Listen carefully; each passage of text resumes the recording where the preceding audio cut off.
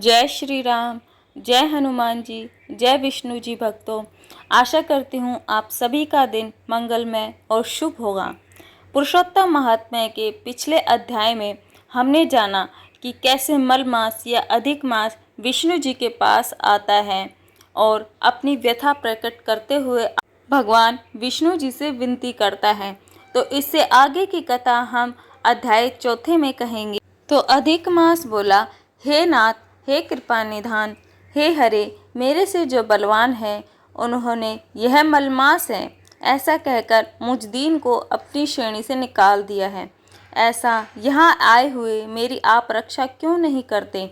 अपने स्वामी देवता वाले मास आदि द्वारा शुभ कर्म में वर्जित मुझ स्वामी रहित को देखते ही आपकी दयालुता कहाँ चली गई और आज यह कठोरता कैसे आ गई है? हे भगवान, कंस रूप अग्नि से जलती हुई वासुदेव की स्त्री देवकी की रक्षा जैसे आपने की, वैसे ही दीन वत्सल कहिए मुझ शरण आए हुए को आज आप रक्षा क्यों नहीं करते? पहले द्रुपद राजा की कन्या द्रौपदी की दुशासन के दुख से जैसे आपने रक्षा की, वैसे ही दीन दयालु कहिए मुझे शरण आए हुए थे आप रक्षा क्यों नहीं करते? मगध देश के राजा जरासंध के बंधन से राजाओं की जैसी रक्षा आपने की, हे दीन वत्सल कहिए मुझ शरण में आए हुए की आज आप रक्षा क्यों नहीं करते? श्री नारायण बोले, इस प्रकार भगवान को कह स्वामी रहित मलमास आंसू बहाता हुआ मुख लिए जगतपति के सामने चुपचाप खड़ा रहा। उसको रोते देखते ही भगवान शीघ्र ही दयालु हो गए और पास में खड़े दीन मुख मलमास से बोले, श्री हरि बोले, हे वत्स, क्यों इस समय अत्यंत दुख में डूबे हुए हो? ऐसा कौन सा बड़ा भारी दुख है तुम्हारे मन में? दुख में डूबते हुए तुमको हम बचाएंगे। तुम शोक मत करो। मेरी शरण में आया फिर शोक करने योग्य नहीं रहता। यहाँ आकर महादुखी नीच भी शोक नहीं करता। किस लिए तुम यहाँ आकर शोक में अपने मन को दबाए हो?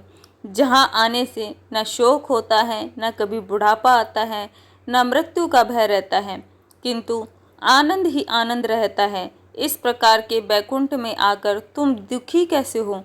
तुमको यहाँ दुखी देखकर बैकुंठवासी बड़े विस्मय को प्राप्त हो रहे हैं। हे वत्स, तुम कहाँ हो इस समय? तुम मरने की इच्छा क्यों करते हो? तो इस प्रकार भगवान जी के वचनों को सुनकर अधिक मास बोला, हे भगवान, आप सर्वव्यापी हैं, आपसे अज्ञात कुछ भी नहीं है। आकाश की तरह आप विश्व में व्याप्त होकर बैठे हैं। चराचर में व्याप्त विष्णु आप सबके साक्षी हैं। हे जगन्नाथ, आप सब कुछ जानते हैं, आपसे कुछ भी नहीं छुपा है। तो क्या आप मेरे भाग्य के कष्ट को नहीं जानते हैं? यद्यपि हे नाथ, मैं अपनी व्यथा को कहता हूँ। जिस प्रकार मैं दुख के जाल से घिरा हुआ हूँ, वैसे दुखित को मैंने कहीं नहीं देखा है और ना ही कहीं सुना है। क्षण, निमेष, मुहूर्त, पक्ष, मास, दिन और रात सब अपने अपने स्वामियों के अधिकार में सर्वदा बिना भय के प्रसन्न रहते हैं। मेरा लेकिन ना कुछ नाम है, ना मेरी कोई अधिपति है, ना ही कोई मुझको आश्रम है। अतः क्षण आदि समस्त स्वामियों वाले देवों ने शुभ कार्यों से मेरा निरादर किया है। यह मलमास सर्वदा त्याज्य है, अंधा है, गर्त में गिराने वाला है, ऐसा सब कहते हैं। इसी कारण से मैं मरने की इच्छा करता हूँ, अब जीने की इच्छा नहीं है। निंदित जीवन से तो मरना ही उत्तम है। जो सदा जला करता है वह किस तरह सो सकता है? हे महाराज, इससे अधिक मुझे आपको कुछ नहीं कहना है। वेदों में आपकी इस तरह प्रसिद्धि है कि पुरुषोत्तम, आप परोपकार प्रिय हैं और दूसरों के दुख को सहन नहीं कर सकते हैं। अब आप अपना धर्म समझकर जैसी इच्छा हो वैसा करें। आप प्रभु महान हैं, आपके सामने मुझ जैसे पामर को घड़ी घड़ी कुछ कहते रहना उचित भी नहीं है कि मैं मरूंगा मरूंगा, अब नहीं जीऊँगा। इस प्रकार वह मलमास कहता हुआ भगवान के चरणों में गिर पड़ा। श्री नारायण बोले, इस प्रकार कहकर चुप हुए अधिक मास के प्रति बहुत कृपा भरी दृष्टि से प्रसन्न हुए श्री कृष्ण मेघों के समान गंभीर वाणी से चंद्रमा की किरणों की तरह उसे शांत करते हुए बोले। तो इससे आगे की कथा हम अध्याय 5 में पढ़ेंगे। तो पुरुषोत्तम महात्म्य की कथाओं को सुनने के लिए आप हमारे चैनल से जुड़े रहिए।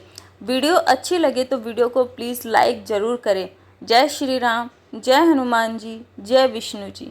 आप सभी का दिन मंगलमय और शुभ हो।